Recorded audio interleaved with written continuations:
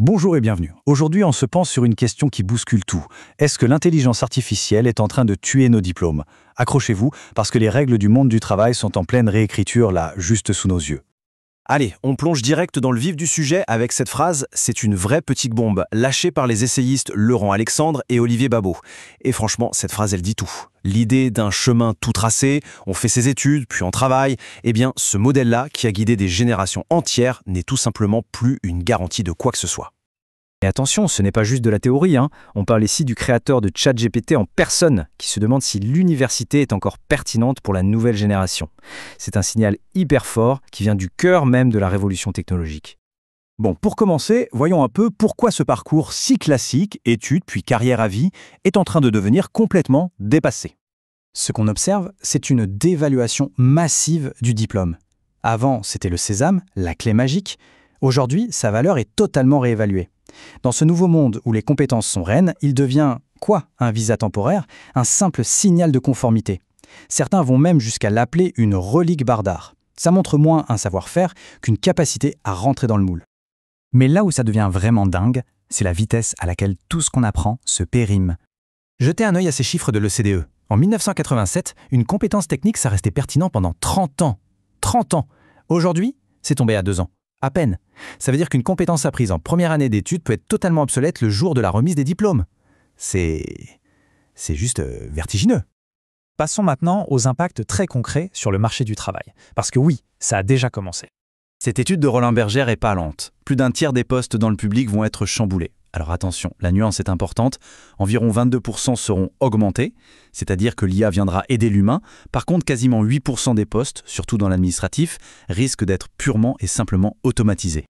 Et ça ne touche pas que le public, loin de là. Une étude de LHH nous met face à une réalité assez brutale. Presque la moitié des entreprises ont déjà licencié à cause de l'IA. Donc, la transformation, ce n'est pas pour demain, c'est maintenant.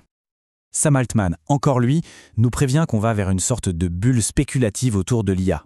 Il parle d'un darwinisme économique, un peu comme ce qui s'est passé avec la bulle Internet dans les années 2000.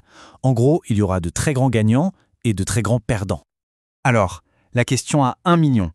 Comment on s'adapte à tout ça? Voyons un peu les pistes qui se dessinent. En gros, les experts voient 2 grandes stratégies. Soit on mise tout sur ce qui fait de nous des humains, l'empathie, la créativité, le contact.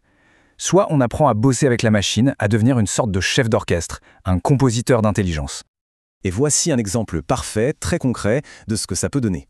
Un partenariat entre le privé et le public, centré sur la formation continue. L'exemple de cet agent qui devient technicien de maintenance avec 30% de salaire en plus, eh bien ça montre que c'est possible.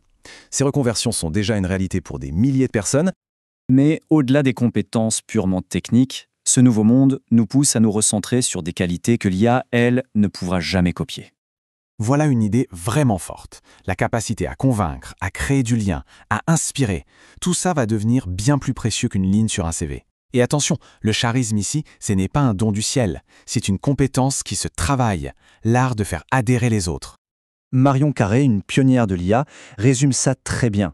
Notre rôle, c'est de poser les bonnes questions à l'IA et ensuite d'analyser ses réponses avec un esprit critique. C'est nous qui fixons le cap et c'est nous qui donnons du sens aux résultats. La supervision humaine reste absolument clé. Et pour finir, un conseil qui peut paraître tout simple mais qui est hyper puissant, la nouvelle discipline à adopter, c'est 1 heure de lecture par jour. Un moyen accessible à tous pour continuer à se former, à ouvrir son esprit et à garder une longueur d'avance. Tout ça nous amène à cette question fondamentale. Finalement, il ne s'agit pas de faire la course contre la machine, mais plutôt de redéfinir ce qui fait notre valeur en tant qu'être humain. Qu'est-ce qui, au fond, fera qu'on sera toujours indispensable? C'est la question à laquelle on va tous devoir trouver une réponse.